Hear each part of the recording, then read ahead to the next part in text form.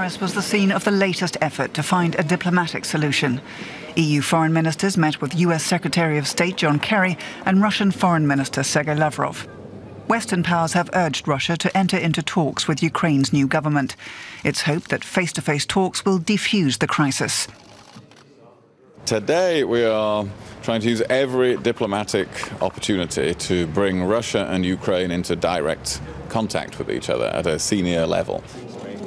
But such a meeting is proving difficult to engineer. There has been some movement on the diplomatic level, but Russia still refuses to recognize Ukraine's newly installed government. It also denies sending troops to Crimea and claims local defense groups are behind the seizure of strategic bases on the peninsula.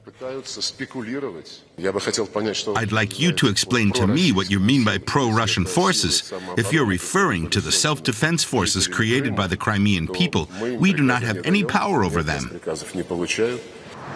But the West accuses Russian forces of taking over and threatening Ukraine's territorial integrity. And NATO says Russian actions are threatening peace and security in Europe.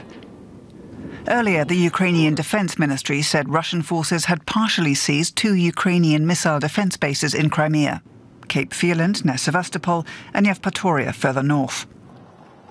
German Foreign Minister Frank-Walter Steinmeier has called for a contact group to be set up to deal with developments in Ukraine. The outcome of talks in Paris is likely to determine the agenda for Thursday's meeting of EU leaders in Brussels. Delegates there will consider whether to impose sanctions on Russia.